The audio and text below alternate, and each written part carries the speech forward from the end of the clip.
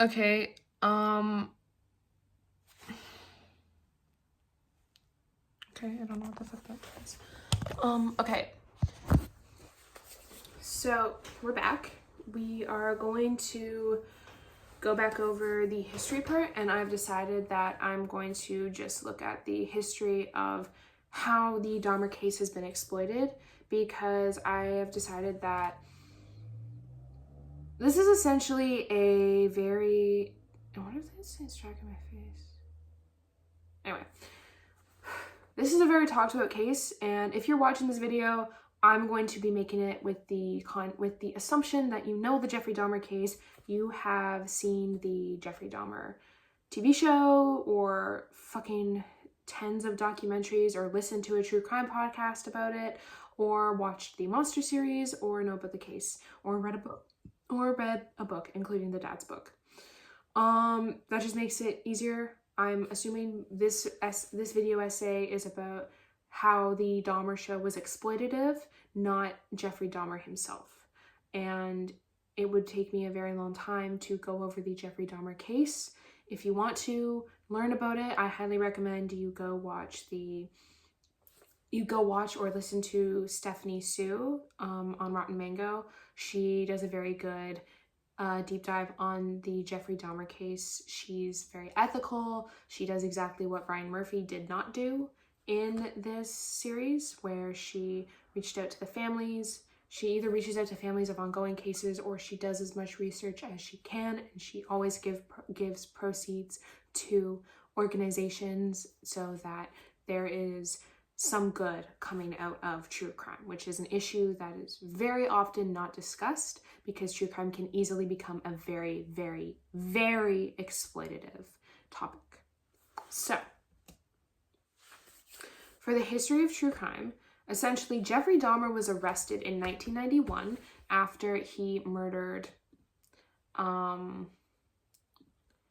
Tracy Edwards. Not murdered. After he attempted to murder Tracy Edwards on July 22nd, 1991. Tracy Edwards escaped the apartment. This is all represented in the Dahmer TV show. It is historically accurate. I've fact-checked all of it. Edwards escapes. Cops find Edwards. They ask him what's wrong. He takes him back to Dahmer's apartment. They investigate, finding evidence of 11 bodies in Dahmer's apartment, including severed heads in the fridge, Polaroids of victims' bodies that had been posed pre- and post-mortem, skulls, bones, and torsos in a barrel of acid in Dahmer's corner. So, with all that said, Jeffrey Dahmer was actually convicted in, I believe, 1994 or 1994. He was convicted in 1994, and then he was killed in... Okay, let me just double check, but I believe it was around the same time, because he was an insufferable inmate, because even back in the 90s, Jeffrey Dahmer was still being fetishized by multiple people. There is this trope in true crime, which again follows the It's not the same as the exploitation part, but it's similar to the exploitation part, where it follows the...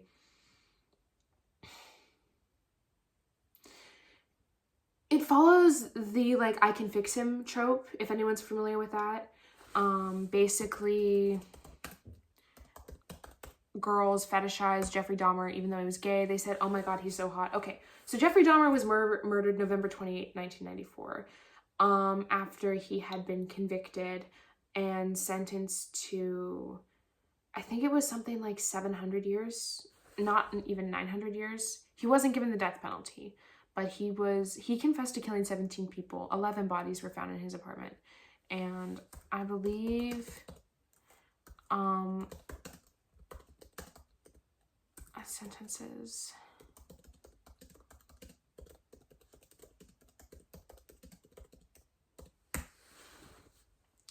He was given 15 life terms. That's how many it was. And to be clear, like, I have read other sources about this. This is just, I don't have the source right in front of me. I'm fact-checking it. I do remember hearing on multiple occasions that Dahmer was arrested with 15 life sentences. And this is according to the New York Times right here. He was given no parole. So, with all that said, Dahmer murdered in 1994. He was given 15 life sentences with no parole, and this was on February 18th, 1992, through the New York Times. So, and then less than 2 years later, Dahmer was murdered in prison. And ever since, there have been several, and I mean several, forms of media that portray Dahmer as that make money off of the Dahmer case. And a lot of them center Jeffrey Dahmer and do not center the victims' families. And keep in mind, Jeffrey Dahmer murdered 17 young men and boys.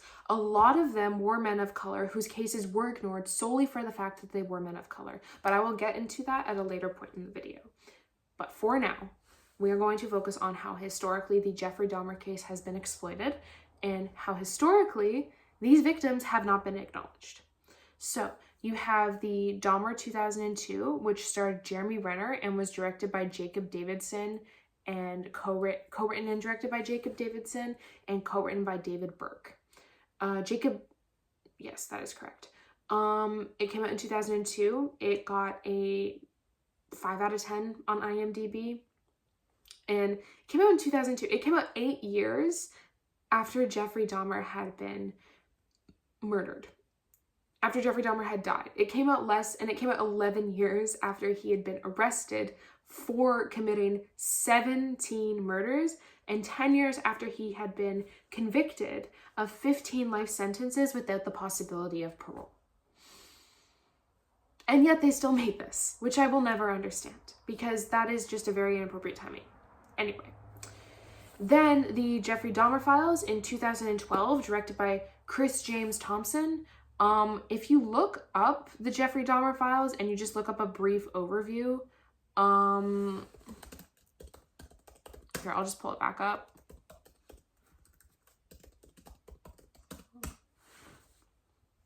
It is a 2012 documentary, so 20 years after the case. It was released, it says February 13th. It must have been filmed in 2012. And it says it uses archival footage and functionalized scenarios to tell the story of serial killer Jeffrey Dahmer as seen by a detective, the lead pathologist of Dahmer's neighbor. So it's later and it is using real information, but it's also exploiting him because it's exploitative. Like, again, this doesn't seem like it centers families. It's just going over what he did. It's not helping the victims' families. It's, again, just making a spectacle off Jeffrey Dahmer, who, and again, to have reenacted versions of the events is insane to me. Either use archival footage or don't fucking make it, or do a version where you are representing the victims' families because they are the ones who deserve to be represented. So then in 2020, there was the Jeffrey Dahmer Mind of a Monster, which is on Max, which is a HBO Max documentary of the Jeffrey Dahmer murders, available for you if you were streaming on Max. So there's, as far as I know, there's no acting in this, but it is the fact that Jeffrey Dahmer, it is like another documentary about Dahmer. It's just giving him more attention. It's giving Dahmer more attention, which is something that is implied he enjoys, by some of these pieces of media, especially the one that I'm focusing on. This is just a brief overview of the history of the exploitation. And then the Dahmer, my son, the Dahmer family tapes, I believe this came out this is on Paramount Plus. So all of these different documentaries come from different streaming services. So this is all these streaming services who have historically tried to make money off of this case, and all of them center Jeffrey Dahmer or Jeffrey Dahmer's family. You have My Son, the Jeffrey Dahmer tapes. You have Jeffrey Dahmer, the Jeffrey Dahmer Files. And then 2023, My Son, the Jeffrey Dahmer Case. Okay, so this is actually the most recent one, which is just amazing. Because I assumed after the backlash from the 2022 release of the show I'm going to be focusing on, Monster, the Jeffrey Dahmer story, Monster, the Jeffrey Dahmer story, that they would have gotten rid of this, but it would appear not. So you have that, and then that brings us to what I will be discussing in the rest of this video, which is Monster 2022, the Jeffrey Dahmer Monster 2022, the Jeffrey Dahmer story, which was released, I believe, either late September or early October. So when was Dahmer released? September 21st, 2022. So it was released like a little over a month before before Halloween, which is still capitalizing on like people wanting to watch scary movies and horror movies. And if Netflix wants to do that, fine, but you know, put Halloween on, not the Jeffrey Dahmer files, like not the Jeffrey Dahmer reenactment. And then on October 7th, to capitalize on the Jeffrey Dahmer craze, Netflix also released their version of a Jeffrey Dahmer documentary entitled Conversations with a Killer, the Jeffrey Dahmer tapes, which is a series they have. They have it with Ted Bundy, with John Wayne Gacy, but again, like that's very clearly trying to capitalize on the release of Monster. And I've already filmed history of the case, and I've filmed history of that, so I'll just leave that for now. I have a lot of information if I want to use that, but that's the history of how Dahmer has been exploited, and how Dahmer has historically exploited the victims, and historically the victims have also been ignored. So you have things like Glenda Cleveland, who was Dahmer's neighbor, who reported to the police several times that she was suspicious that Dahmer was hurting people in his apartment, and this is represented in the Ryan Murphy show, but she was suspicious that Dahmer was committing crimes in his apartment because she could smell the bodies and hear him sawing and killing and committing murders just over the other door, and she would constantly call police saying, someone's screaming, someone's being hurt, I can smell something, and the police would never answer. And in the show, this is represented as the police saying, we'll send a car over, and then the car never coming. It's also represented in the Dahmer show that Glenda can smell Jeff cooking human flesh because Jeffrey Dahmer was a cannibal. And it's also represented in one particular scene in the 7th episode entitled Cassandra, where we see Glenda hear Dahmer saw into a body. And she would call the cops constantly, and they would never answer. Furthermore, Dahmer was arrested in 1986 on a count of sexual assault after masturbating in front of 2 young boys, and he posted bail, but he was a registered sex offender after the fact, a fact of which none of the neighbors knew. And it is alluded to in the show that none of the neighbors knew that Dahmer was a sex offender. Dahmer also targeted young men of color in particular, because he was, because it was easier for, well, one, from a psychological perspective, if there is a serial killing happening, serial killers don't tend to kill outside their own racial group. So people would not have assumed that a white man was committing these murders. But also, and what I think was the real reason, was that Dahmer killed these young black and brown men because he knew that that the police would not care, because it was the late 80s and early 90s. So on several occasions, most of Dahmer's victims were black and brown men. And in a lot of cases, in a couple cases, especially one of the most horrifying was the murder of Conrad Synthesiphone. I'm really sorry, I can't pronounce his name. I think I'm just gonna put it up on the screen because I really don't want to offend anybody. But Conrad Synthasifome was a 14-year-old boy, and he was drugged and sexually assaulted by Dahmer after Dahmer had lured him into his apartment under the guise that he would pay him money to pose in photos with him. He was then had hydrochloric acid injected into his brain, and Dahmer attempted to perform a lobotomy on Conrad before killing him. And I believe Conrad escaped after Dahmer had performed the lobotomy on him. And he attempted to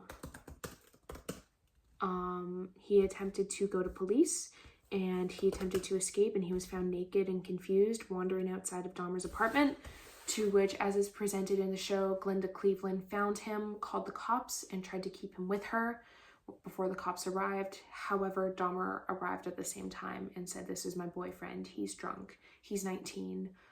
Come with me. This is just a lover's quarrel." And the cops believed him, and Dahmer brought Conrad back to his home, and he was never seen again. Coincidentally, Dahmer was also responsible for the molestation and drugging of Conrad's brother, who at the time was 13, and his name was Keeson.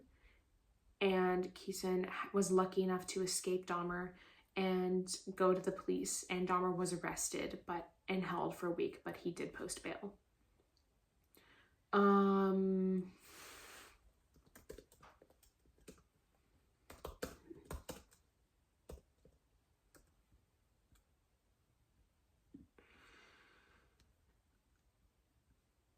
So I just really want to double check what Dahmer did to the Synthasifone family. Or what Dahmer did to the Synthasifone, to Conrad Synthasifone.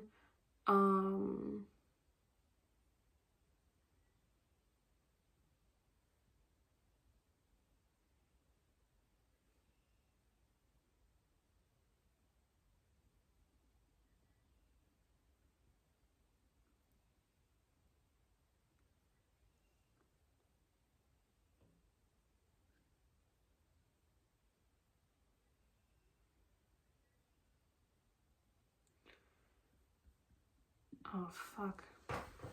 Okay, so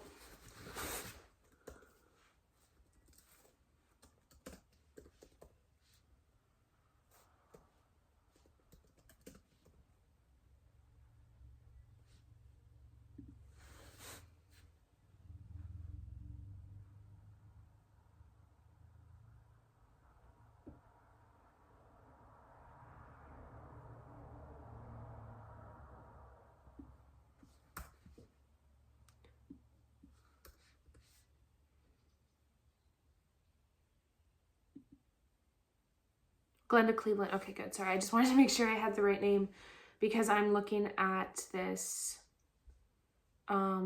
This does not look official. I don't know if this is official. I'm not going to look at that because I'm not sure if that's an official legal document, and I don't want to look at a case file if it's not official.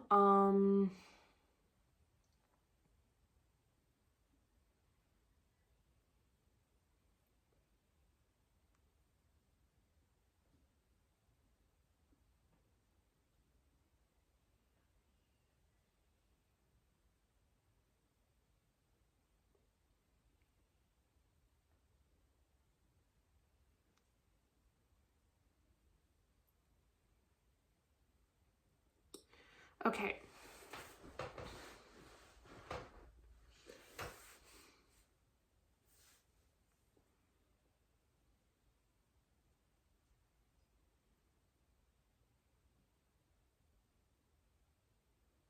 Yeah, so this is how it's presented in the show. I just wanted to fact check that, but Dahmer did perform the lobotomy and fill it with hydrochloric acid while Conrad Synthasifone was alive.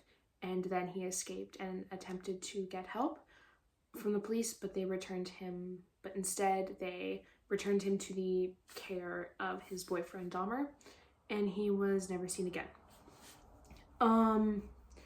So that's just one of the many horrifying examples of what Dahmer did to his victims.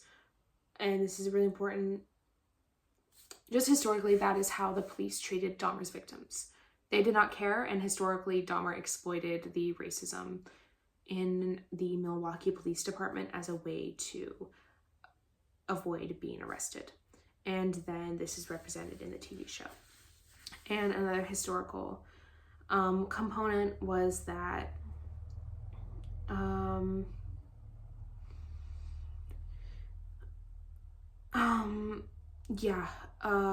Dahmer then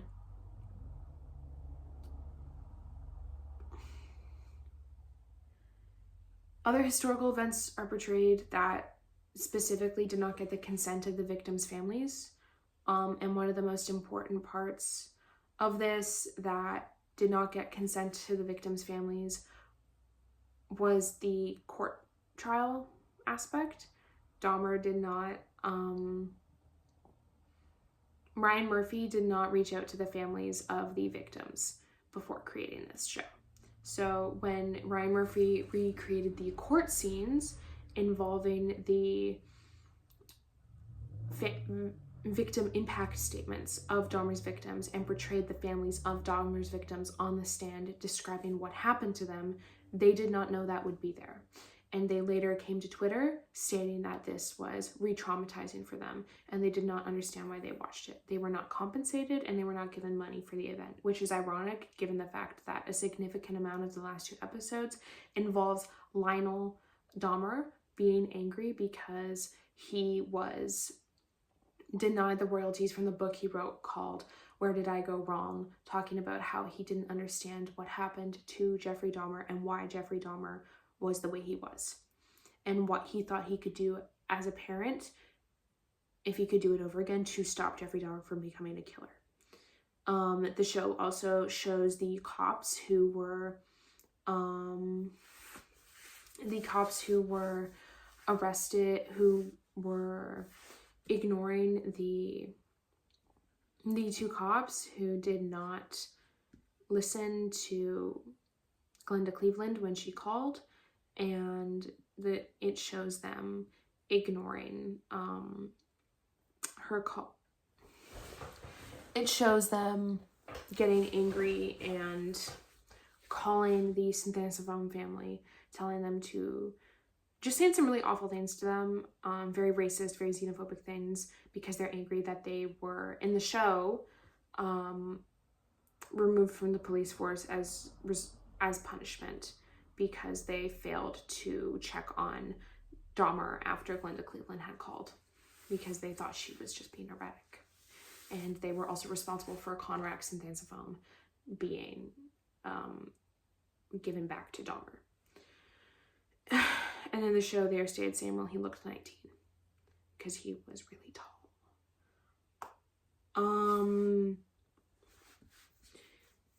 So yeah, that is how Dahmer has historically exploited what happened to the victims and just the really horrible things that happened to Dahmer's victims, and how the show itself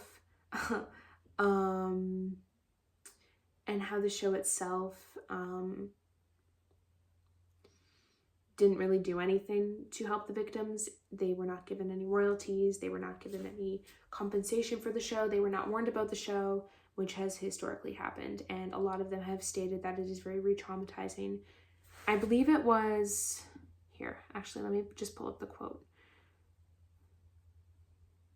Okay, so Rita Isbell, who's a family member of one of Jeffrey Dahmer's victims, she was portrayed, her victim impact statement was highlighted in the show. And her brother was Errol Lindsay, and he was murdered at age 19 by Dahmer. And she gave a very emotional impact statement. I believe Rita Isbell is the woman who got very angry and yelled at Dahmer and basically told him, actually, you know what? I want to pull that up.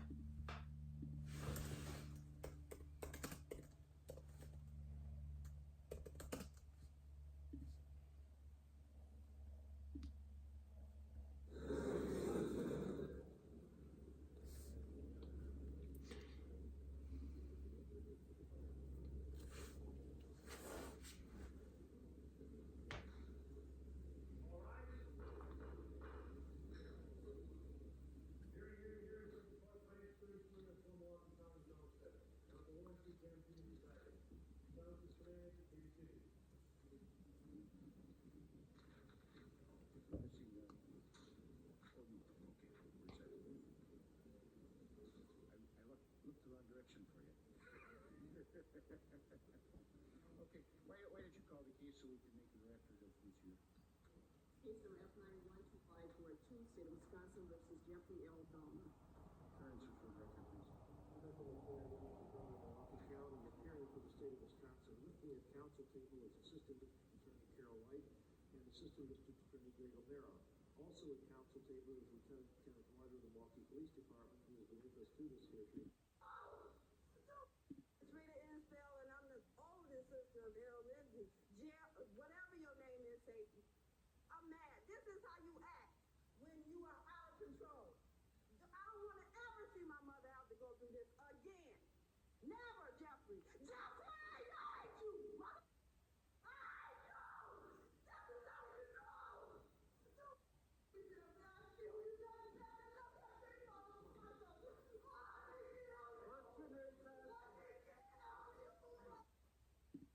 So yeah, so sorry, I just want to make sure that that was her, that I got the name right. But yeah, so they recreated that scene in the show and she was not consulted. And in a statement to, in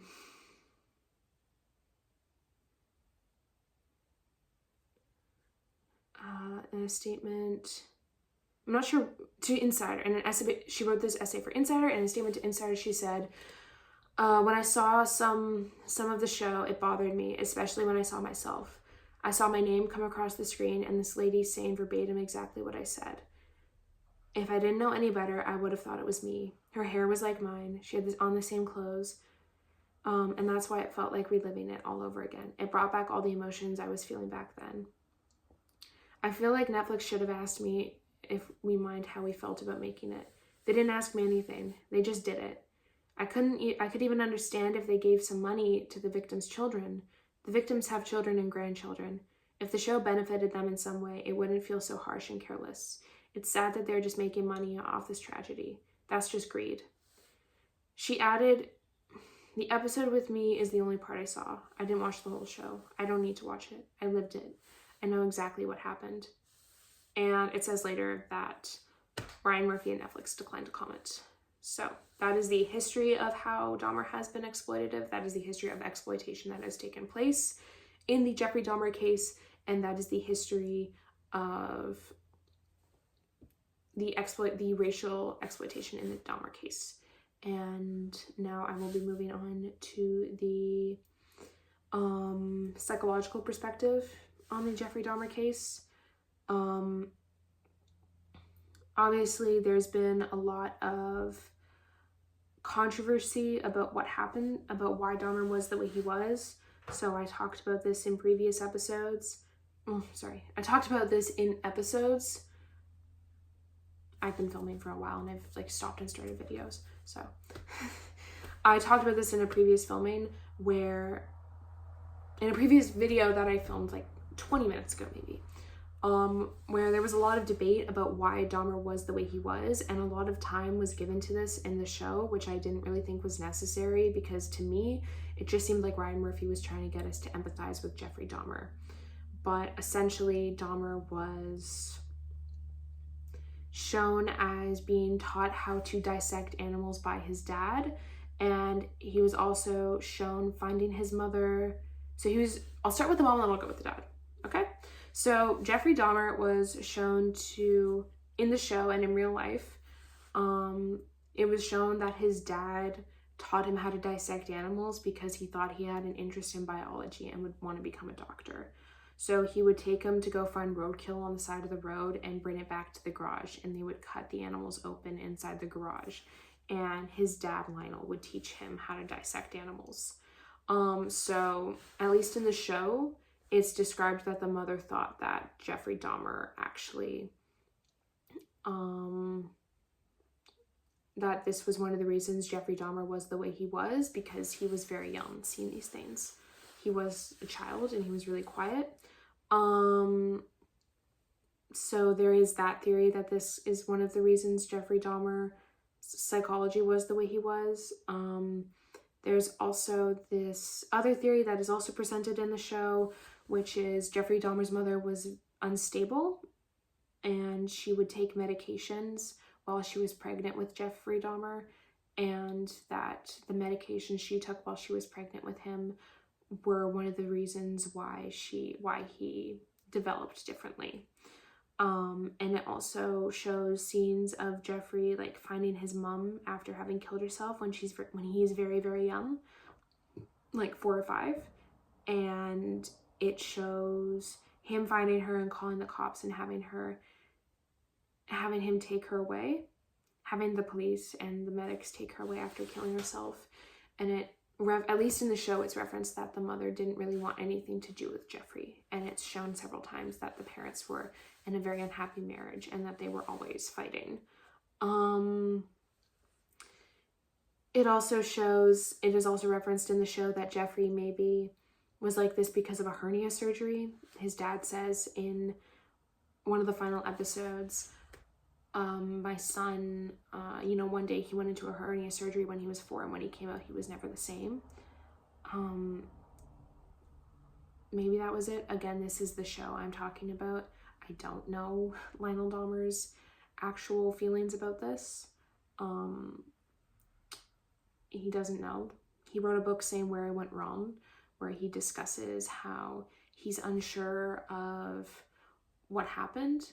And he just wanted to, at least in the show it's presented that he just wanted to make it so that people would be able to find the signs in their kids to prevent them from becoming like Jeffrey Dahmer, because he feels responsible.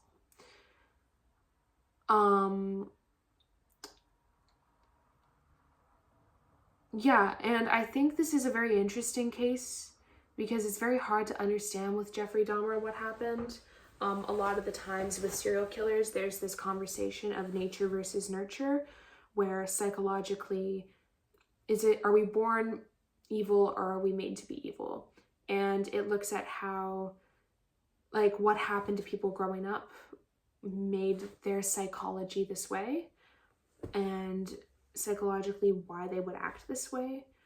And so you can look at a lot of serial killers and see the through line between what they did.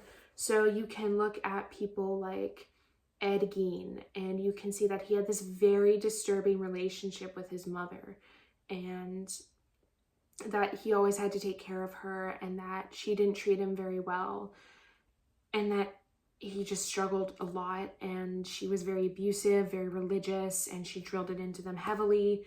And that's why he was so secluded, and that's why he was so unwell. And when she died, that's really when he started to unravel. Or people like Edmund Kemper, whose mother like hated him and would make him sleep in the basement, and was very blatantly and overtly repulsed by him and didn't really want anything to do with him. And that repulsion only furthered. No, he killed her when he was 15. He killed her when he was 15. He spent time in a psychiatric facility. And there was this really early sign that he had had this psychotic break and killed her, and he spent time in a psychiatric facility. But actually, because of his psychology, he was able to he was very smart, and he was able to convince the psychiatrist at this facility that he was fine and he was stable to return to life in society. And then he went to live with his grandparents, and I believe he killed his grandparents too. And that led him to committing multiple murders of young women, including sexual assault, multiple brutal murders that involved very brutal things, including necrophilia and decapitation. And he would do things like go, and no one suspected a thing. He presented himself that he was fine. He was a very smart man. And yeah, he could go to a psychologist and pretend things were fine and have the head of a girl in his trunk. And this is present in people like John Wayne Gacy, Robert Pickton, whose mother famously killed his pet calf in front of him not in front of him. He'd saved up to buy one when he was he was like a child. And he got home off the bus one day, and he went to the slaughterhouse to find his pet calf hanging from the ceiling. So the psychology behind the serial killers themselves is very heavily debated. And Jeffrey Dahmer is interesting because we don't really have these events to look at and say, this is why he did what he did. I mean, his parents were definitely very cold to him, and that's heavily presented in the show. His mother was very distant. He watched this really horrible thing with his mom attempting to kill herself when she was really young, but no one really knows. And when Dahmer was murdered, he had requested that all of his remains be burned. And his brain was intentionally left out because universities wanted to study his brain and see if they could find a way to analyze what went wrong and why he was the way he was. Unfortunately, that never happened. Jeffrey Dahmer's parents, who at the time were divorced, got into a debate about whether or not about what would happen. So his mom, whose name is Joyce Flint at the time, wanted his brain to be used for science because she thought maybe it could prevent someone like Jeff from ever happening again.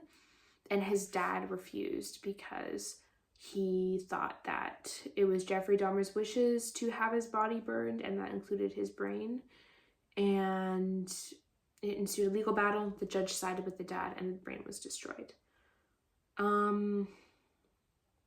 Moving on to more like consumerist psychological aspects of the case. Basically, psychologically, people are interested in true crime. At least this is why studies show that people are interested in true crime, because they, at least for women, it is very common in women.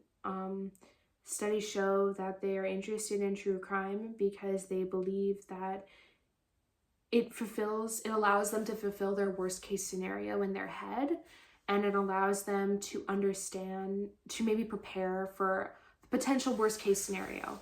Because a lot of people, especially young women, and especially even if you were raised as a woman, I'm non-binary, I definitely plan on being less I'm non-binary, but I was AFAB, and I was raised to, not trust my best friend's dad when I slept over at her house for the first time because he might assault me. And I was told, don't talk to strangers, which is told to all kids, but I don't know, the dad thing always rubbed me the wrong way. I remember that, my mom saying that to me, and I just looked at her. I was like, okay, I'm fucking 11. What do you want from me? Anyway, you're raised like that, and I think that becomes a very prominent fear because a lot of people are told that when they're very young.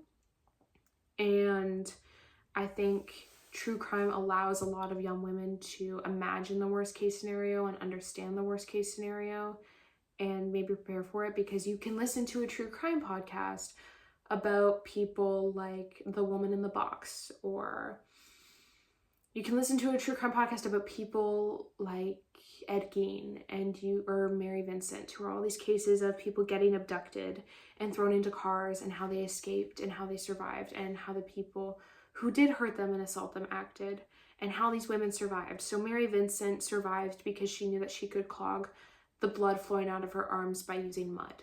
And I think a lot of people, at least I know that I've always kept that in the back of my mind, and I've always been like, okay, I know, even though this is insane, if I'm ever bleeding out, maybe I can fake dead long enough for them to leave me alone, and then I can grab something and stop the bleeding and then get out. Or this was a very disturbing case out of South Africa, a girl who played dead and actually urinated in the process of being sexually assaulted, which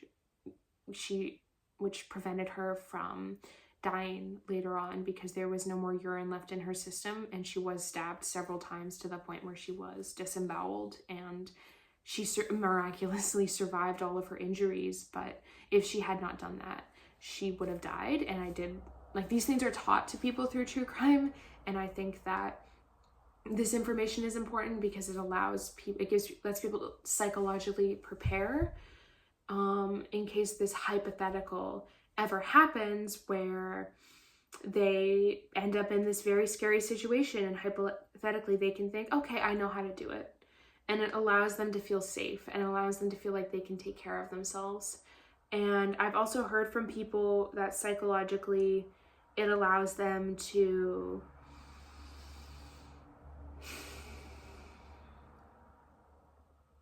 I forget what it is. It's like psychologically it will allow them to almost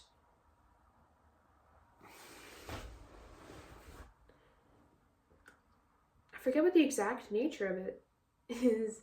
I forget what the exact thing is, but basically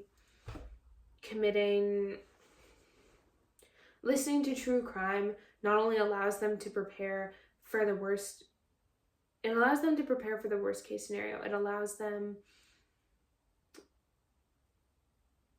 to, it also allows them, this is what I was going to say, it also allows people to understand, I think, how unlikely this is to happen, and it allows them to be comfortable in the fact that they are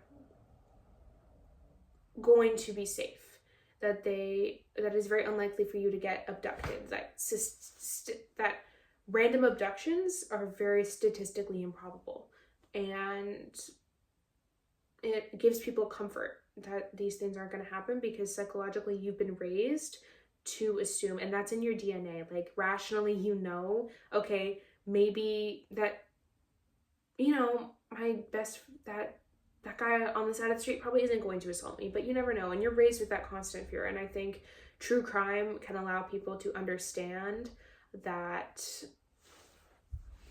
like, can allow people to rationalize and understand the psychology behind serial killers, and like, which comes from like an interest perspective, and then it also allows them to maybe protect themselves and understand, like, make them feel safe, and that's how it affects their psychology. And it also helps them understand the psychology of serial killers, which could just be an interest for them. But either way, the psychology of true crime is, psychology I think is a very heavy aspect in true crime, and it should never have, the appearance of a true crime media shouldn't have an impact on the families, and I think Dahmer did, which is an issue. And if it does have a psychological impact on the families, I don't think it should necessarily be negative because someone's profiting off of the exploitation of the death of a loved one. I think it should be psychological because I think it's going to be psychological either way. I think there's already psychological damage. A lot of people who survive very horrifying things struggle with complex PTSD, because of just how horrifying it is. And a lot of the families will struggle with PTSD after the fact, and it'll take a massive toll on their mental health. I mean, it's grieving, and it's grieving in the most heinous way possible. And I can't imagine the psychological toll that having your loved one murdered in such a brutal and dehumanizing fashion would have, not to mention the fact that they were dehumanized by the police. I think a lot of people really benefit from the fact that, even if something terrible happens to your family member, there's the comfort in knowing that at least if you're white, the cops are going to come looking, or if you're not a sex worker, the cops are going to look for your loved one's body. But their family members weren't even seen as worth looking for by the police. And that's a historical thing, and that would be a traumatizing thing to have happen. And it's going to have generational effects. There's going to be generational trauma from these things. I mean, the kids don't have their dad. That's going to affect them. The kids, some of the people who died were young dads. Their families are depending on them. Anyway, I'm rambling. Anyway, the psychology behind the Jeffrey Dahmer case is, there's nothing known about his psychology. There's nothing really to say about the psychology of Dahmer because no one really knew anything. Dahmer died so early in his prison sentence that he never actually talked about, when he did talk about what he did, he would just say, I don't know what I did. And this clearly has a negative psychological impact on the families because they have stated several times that it is re-traumatizing to them. And I don't know if they do, but I can probably assume that they struggle with PTSD from the events of what happened. And they were heavily traumatized by it. And they have all stated, and several of them stated, that the release of Dahmer had an impact on their mental health and was a re-traumatizing experience. And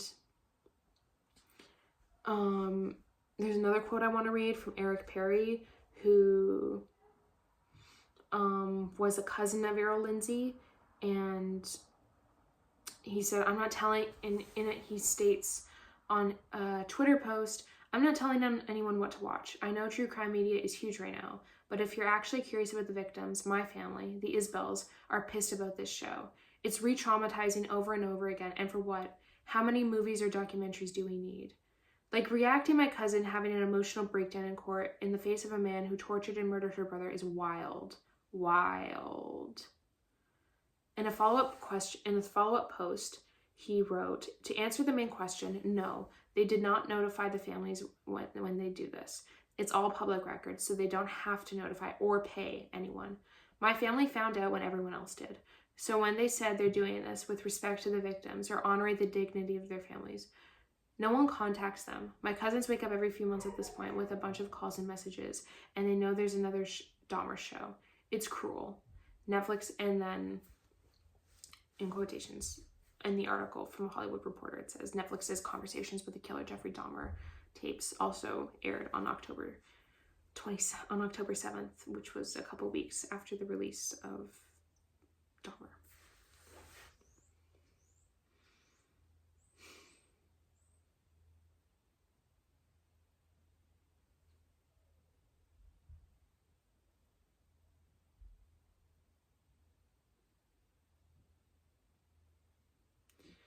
And, okay,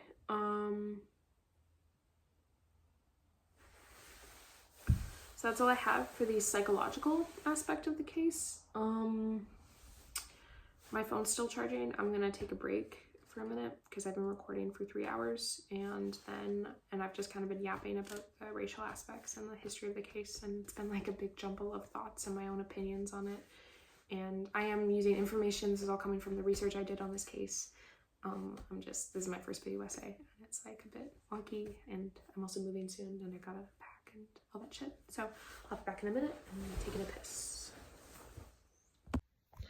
Okay, for the purpose of this video, I'm going to be, so I'm moving on to the sociological aspects of this video. Sorry, my dog is right there.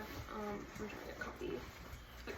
So for the purpose of this video, for the rest of the video, I'm going to be focusing on the sociological aspects of Dahmer and the sociological aspects of the case, and mainly the TV show. So for the case, sociologically, you can look at it through critical race theory, and you can look at it through signaling theory.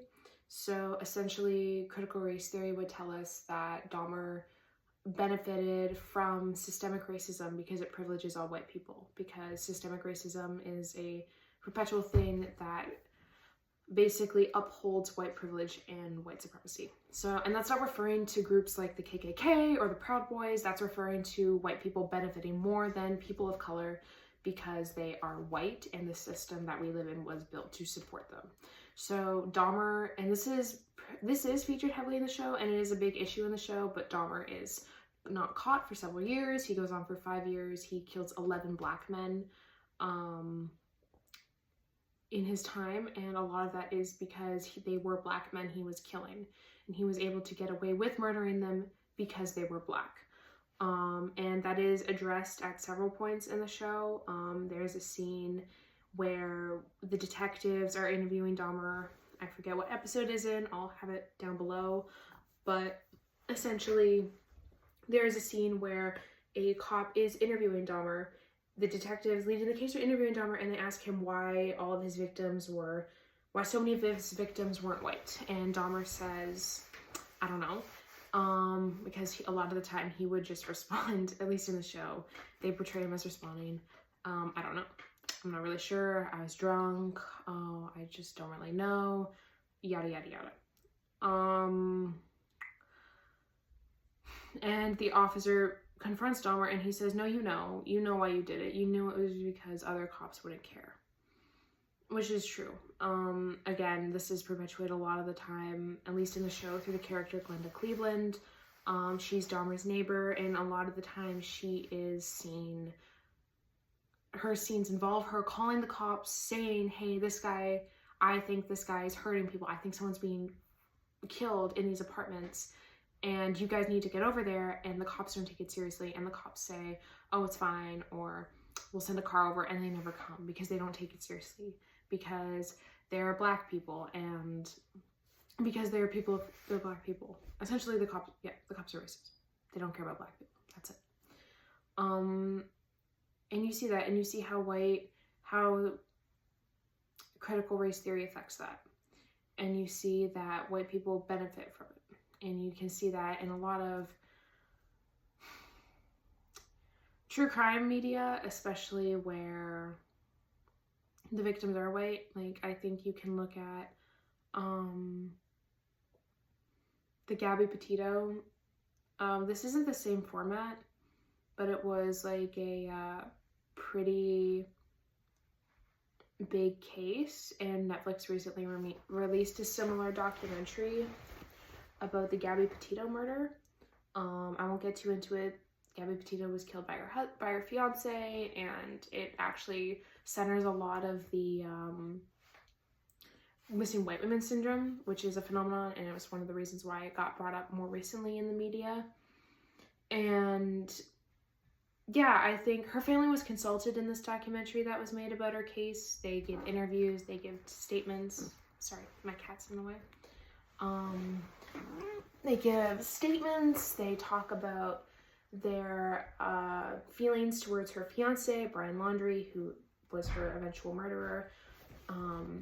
And, you know, they were family members of the murder victim. They were victims too. They were consulted. But the family members of Jeffrey Dahmer's victims were not consulted, and some very vulnerable and very personal moments of theirs were broadcast onto Netflix in a dramatized fashion. And I think just to make things worse, if you go on YouTube and you look up court TV, you can very easily find, I'm not laughing at this, my cat. You can find the court footage. So you can find these victim impact statements. You can find Rita Isbell's victim impact statement and what she said to Jeffrey Dahmer. And that's just available for everyone to see. And that's available for everyone to see. You have to stay here. You do. You have to stay. Which is just not okay. And I think that something about that feels wrong. Like, something about people having access to that court trial feels wrong, because I know not every murder case was televised like that, and a lot of prominent murder cases weren't televised like that, and that just seems wrong. Again, that feels like, I don't know, it just, you can't point to anything, but it feels very odd that, again, these families are being exploited by media, by news, by all these places that benefit, that are predominantly white, and for a long time did not help the families when their loved ones were missing because they've been killed by Dahmer. They didn't report on them going missing. The cops didn't follow up on leads of these people going missing. They didn't care. And now news media makes money, or at least court TV makes money off of having the live footage of Jeffrey Dahmer's thing, and the thing like court TV exists, which for some reason televised the entire murder trial, which again makes no sense to me. And so I think that's mainly how critical race theory plays into this. I think it shows that Jeffrey Dahmer definitely benefited from the fact that he was white and the fact that he could get away with all of this. Like, he was able to be in the army and be drunk all the time and allegedly sexually assault multiple colleagues of his, and nothing ever happened. And he was able to get away with severe suspicious activity. I mean, he was able to get away with the fact that he molested a 13-year-old boy, and then who was the Synthesifone family was from, where are they from? Laos. They're from Laos, sorry. Yeah, the Laotian family. They were both, the Synthesifone brothers were both visibly brown guys, and the cops did not take them seriously. Dahmer got out on bail after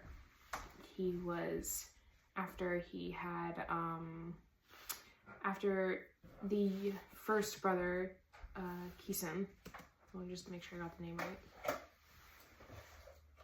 Sorry, it's okay.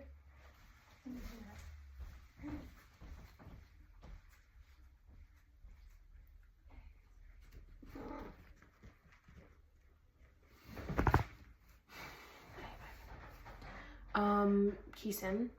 I just want to make sure I got the name right, because otherwise that just feels very wrong.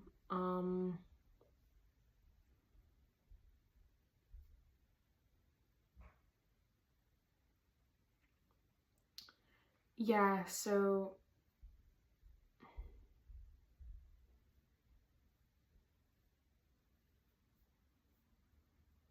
Kisan was his name, and yeah, he went to the police. He said Dahmer did this to me, and he drugged me, he tried to assault me, and Dahmer was only held in prison for a week, and then he made bail, and that was it. And then he killed his brother, Conrad, and police had been called to the premises because Conrad, I've said it before, Conrad escaped after Dahmer had performed a homemade lobotomy and injected hydrochloric acid into his brain, and they let him go back with him, most likely because Dahmer was a white guy, and Conrad was brown, Asian. He was an Asian guy. He was Laotian. They didn't give a shit. Well, I guess that would be more signaling theory, but Dahmer benefited from systemic racism because they didn't think he was doing anything. They didn't think he was guilty of anything. Is that because he's white? I mean, if Dahmer wasn't white, I don't think he would have gotten away with what he did for a very long time, because he did get away with it for years and no one said anything, which is really disturbing, but also makes a lot of sense. And in the show, I think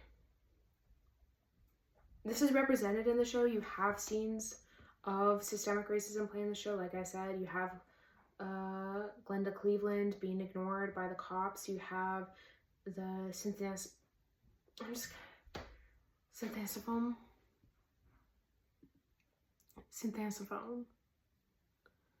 Okay. Synthesifone. Yeah, Synthesifone. I just want to make sure I got the name right. You have their family being not taken seriously by the cops, which again benefits Dahmer. You have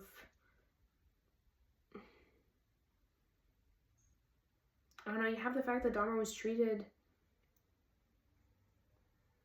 that he was able to get away with it. I mean, he was able to be a sex offender and be a convicted sex offender since 1986, get accused of molesting Kisan, and then, is it Kisan or Somsak? What the hell?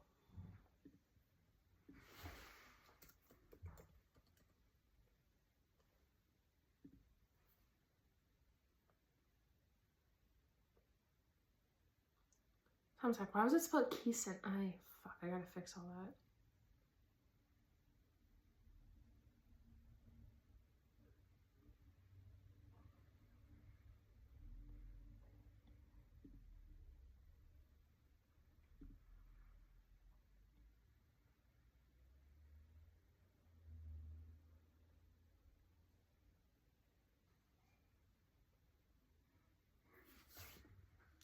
Somsack.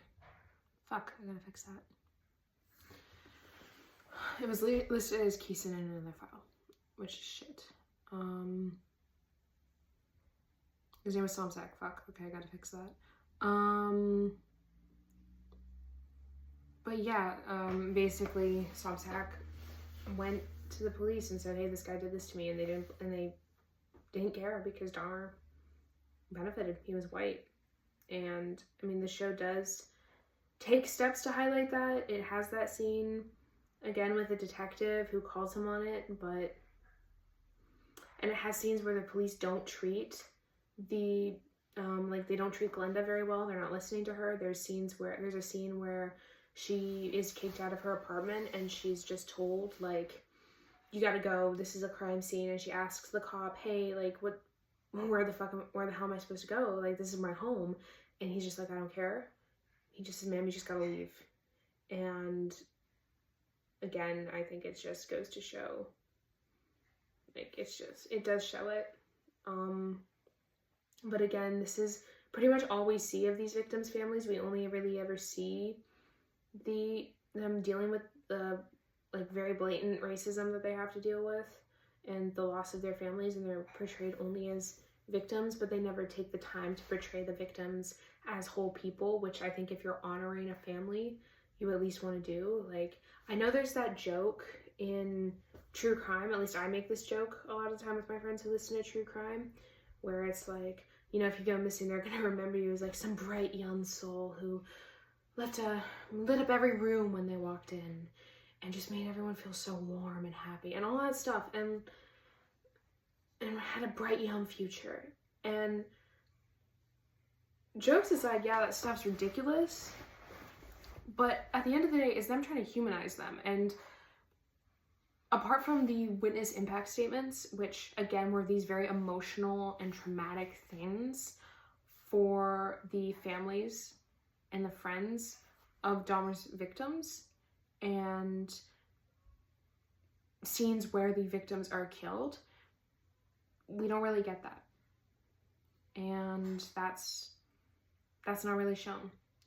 And they're not humanized. They're just portrayed as victims, which they don't deserve. And again, feels very cheap and exploitative, especially when you have so many episodes dedicated to giving a backstory on Dahmer, which we don't need because Dahmer has been given so many fucking things. He's been given, I did a quick Google search, okay? To be honest, I did a very, very quick Google search on videos that had to do with Dahmer, on stuff that had to do with Dahmer, on documentaries, on movies. I found Dahmer 2002, The Jeffrey Dahmer Files 2012, Monster 2022, The Jeffrey Dahmer Tapes 2022, Jeffrey Dahmer, The Mind of a Monster 2020, My Son, The Jeffrey Dahmer Tapes. I found 6 in a 10-minute Google search.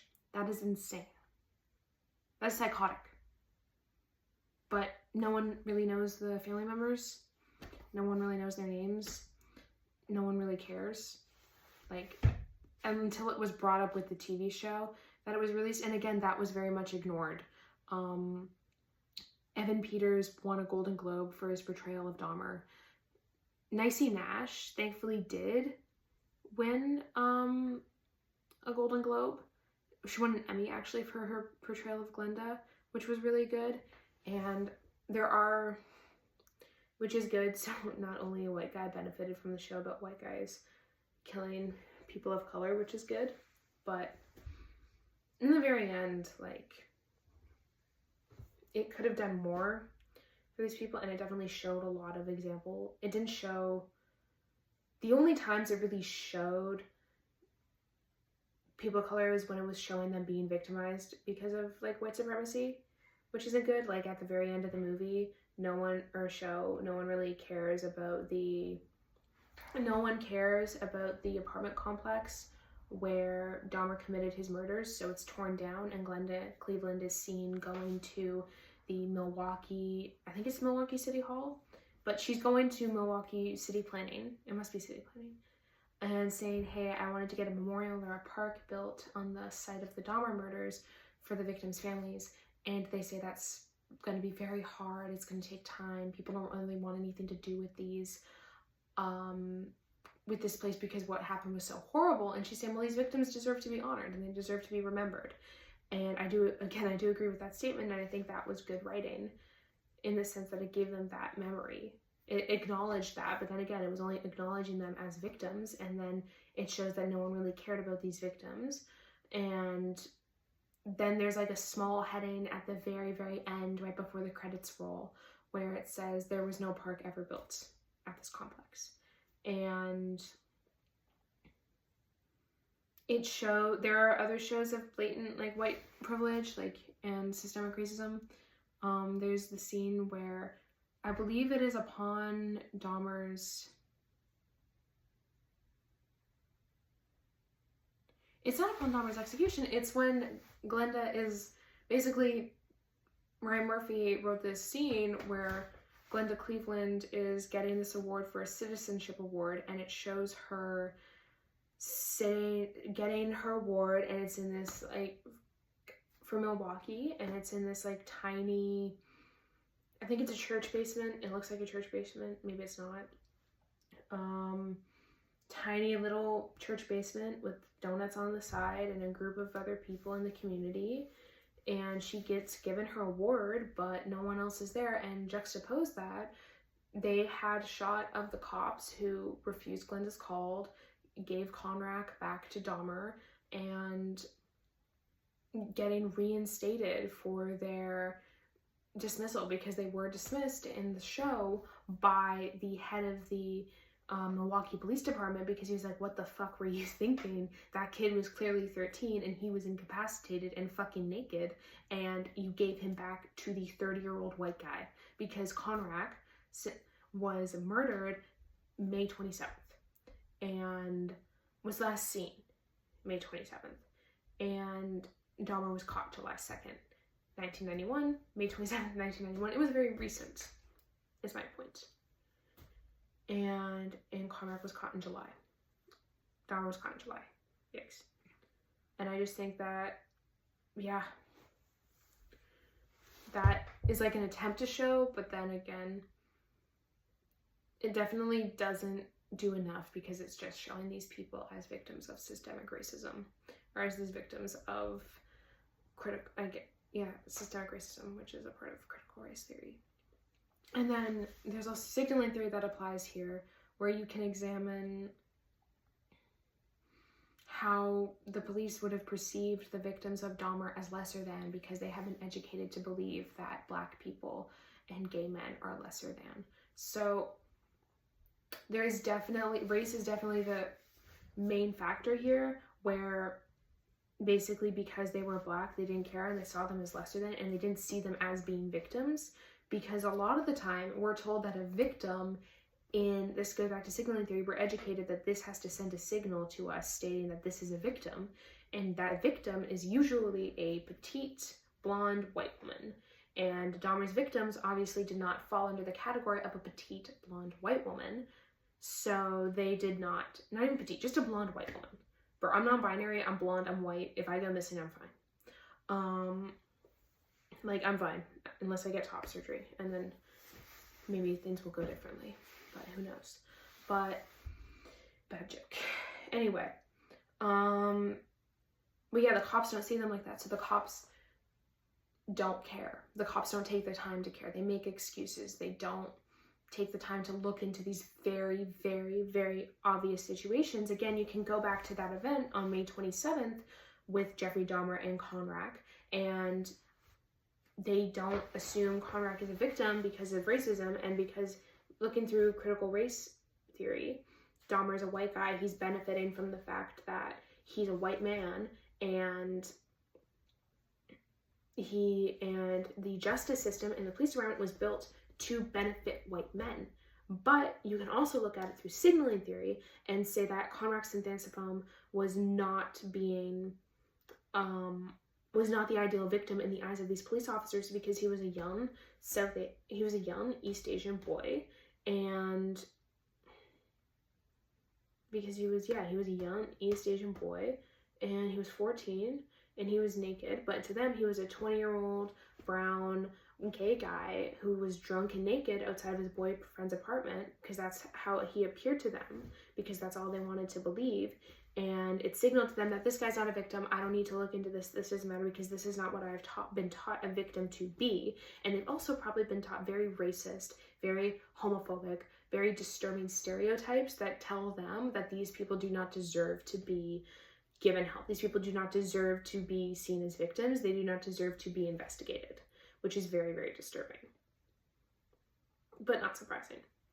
And signaling theory would apply to every one of these cases that involved a man of color. They would not have, those men of color would have signaled to them as being victims. They would have seen them as fucking racist stereotypes, and they wouldn't have cared. And I'm not gonna list them, the stereotypes, just because I'm white, and I don't know, that feels wrong. If we were talking about gayness, then I would tell you every stereotype possible, and I would enjoy doing it. But that's because I love making fun of my own community. It comes from the heart. It comes from the heart. But yeah, all in all, to conclude, I really don't think that the show Dahmer, which was written and created by Ryan Murphy, was done with any like goodwill. I think it was done to be exploitative of the racist, homophobic crimes that were committed against the community, against the black community, the black and brown community in Milwaukee, and against the black and brown community in Milwaukee, and against these people. And I don't think that Brian Murphy really cared all about him. I think he just wanted to make money, and I think he wanted an award, which he got, and he made a buzz. But even if you have access to that information, even if the FBI files are public record, even if the court TV footage is public record, I think it's just basic decency that you tell these people you're going to be recreating the most traumatic moments of their lives and the most vulnerable moments of their lives that were caught on camera, and first of all should never have been put on television for people to watch, because these people were fucking murdered in, I'm sorry, some of the most brutal fashions I've ever heard of.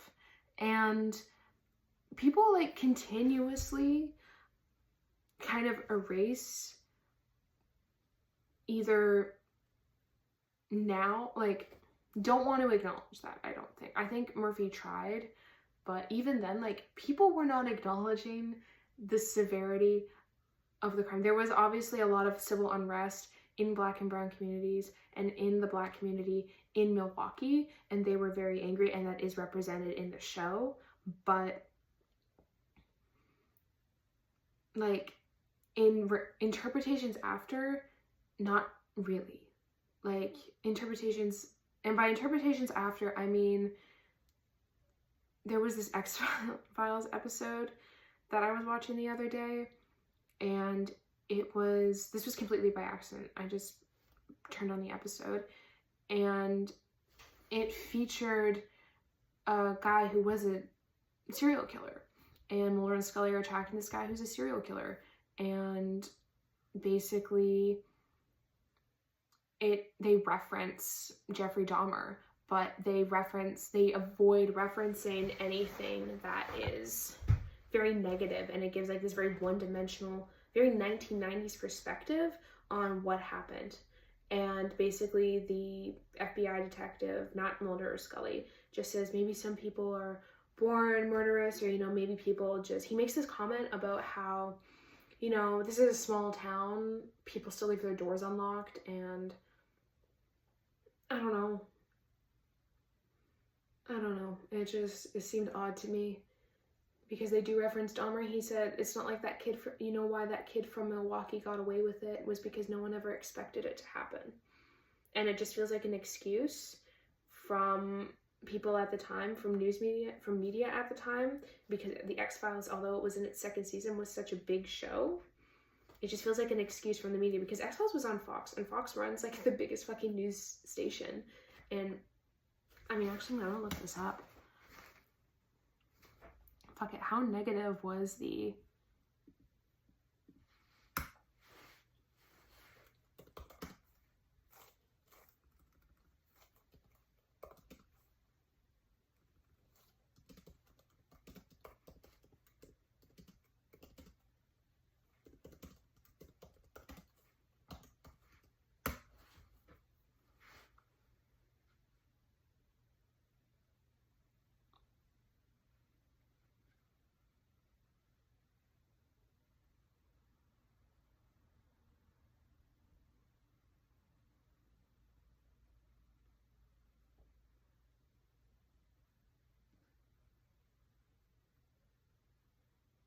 Okay, there's nothing I can find really about the actual...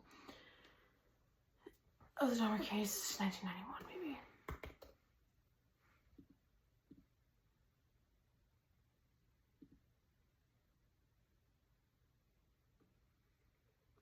I just...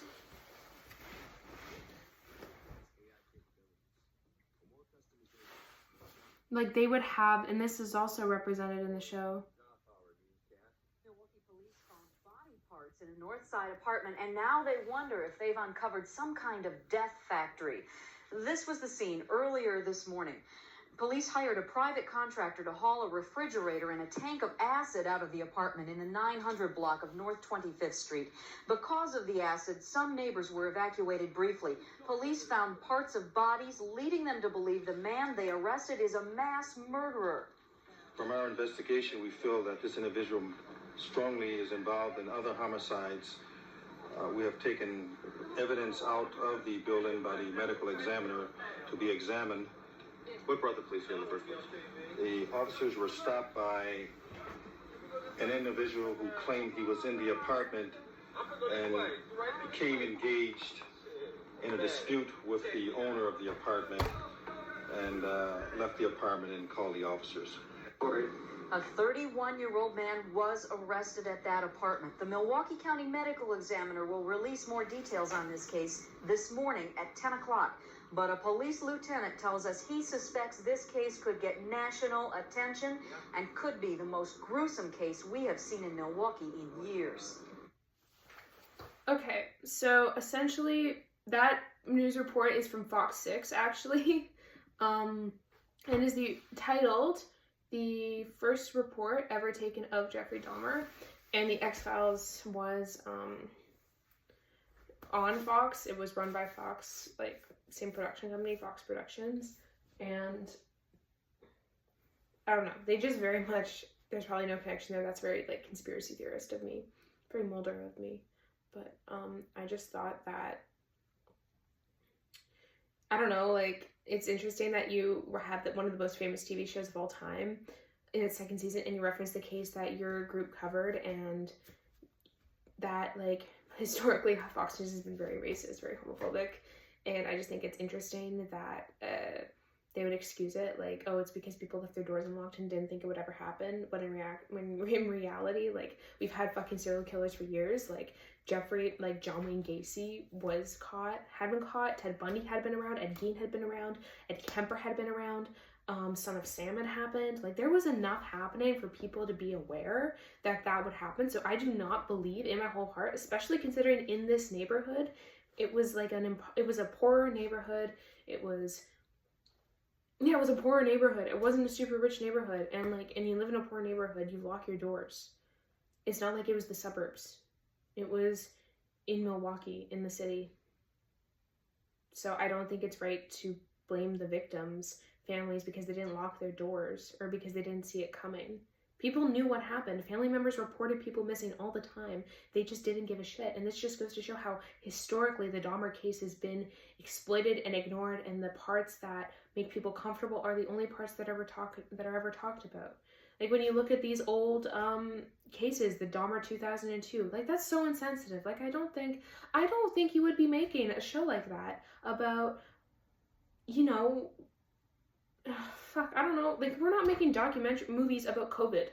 We're not making movies about COVID now, are we? No, we're not, because it's fucking insensitive to the people who died in COVID. So why the hell do you think it's okay to make a movie about Jeffrey Dahmer, who killed 17 people, in a very, very, very, very brutal fashion. Like, that would be the equivalent of in 1980 releasing a movie about Ted Bundy. That is how fucked up that is. That is the level of fucked upness that we are talking about. That is okay. And I think that has been told that that can be okay because the victims were Black and brown individuals and they weren't seen as important. And I'm sorry. And I think that same racism perpetuates into the Dahmer case. And I think there's a reason why people feel so comfortable exploiting Dahmer, the Dahmer victims in particular. And I think it is because those Dahmer victims were people of color, were queer people. They were not seen as important. And sometimes those victims weren't even queer people. Sometimes they were just people needing a few extra bucks, like Conrad and his brother Samsak. Like, they were kids and they were told they were going to get $50 and it was the 90s. Why the fuck would you not? I'm sorry, why the fuck would you not? Like, seriously.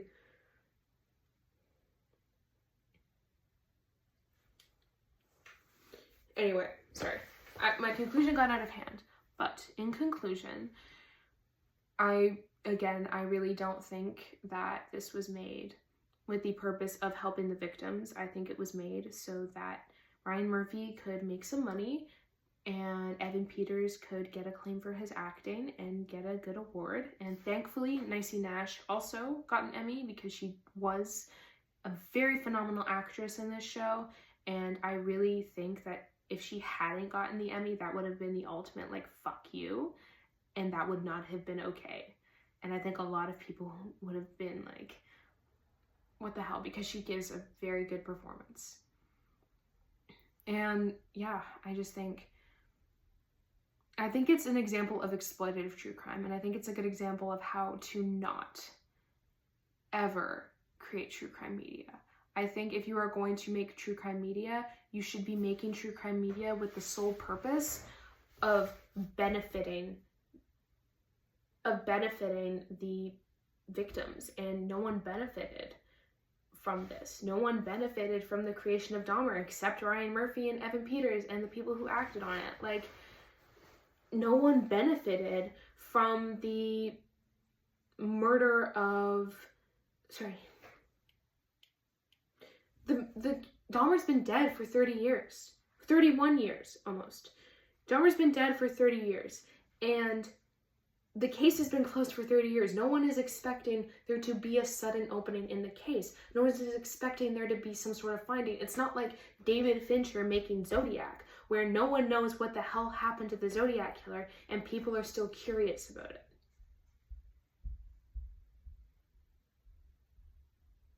It's not the same thing. And it's just, it's like, it doesn't benefit everyone. That's the question you have to ask yourself when you're making true crime is, who am I benefiting here? Am I helping the victims in any way? Am I helping spread awareness about the case? Am I helping the families get money? Am I going to give money to the families? And this is something that is really avoided a lot of the time in true crime. And I think Dahmer is just especially bad because the case has been dead for so long and because it was such... It's not at the point where you could make a movie about it and it not be impacting the family members in a very real way. But it's old enough that making something will not benefit because the case is very clearly closed. I think we can make movies about serial killers where it happened so long ago that no family member is going to get re-traumatized by watching this. No one knows who Jack the Ripper was. If we want to make some crazy movie about Jack the Ripper in the 1800s killing people and him getting caught by detectives and that case ensuing and some prostitute who knew what was happening the whole time, I think that would be great, and I think that would be an amazing show, and even better because no one is being exploited from it, and it's an old case. But Dahmer happened 30 years ago, so yes, the case is closed. It is sealed shut. We know what happened. There's no question about that. But the families are still around. The families are still alive. They will still be affected by this, and they will be negatively affected by this because there's no positive thing to come out of this. And if you do want a positive thing to come out of this, talk to the families. Reach out to the families, which is something that isn't done enough. It is not done enough, and it is not done with enough care. And I think that is very fucked up. And I think that is very wrong, and it's something that needs to change in true crime, and it's something that needs to be talked about more in true crime, because to be very frank, I'm someone who very much loves true crime. I find it very interesting and I find it very helpful, and I said it before in this video. But the only times I've listened to a true crime podcast where the host is saying the money from this is going to go to a charity to support victims, or I talked to the family members of this, I reached out to the family members of this, I helped them, I got their story out there, I want this person to get justice because they fucking deserve it, and they seem like very lovely people, and they humanize them, and they don't make them just some story, is honestly one.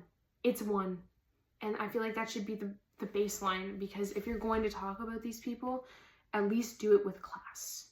So if you're looking for good true crime and ethical true crime and cases that are very interesting and very well thought out, then I think, and very well researched and very thoroughly researched, then I think you should look at Stephanie Sue at Rotten Mango. You can find her on Spotify, TikTok.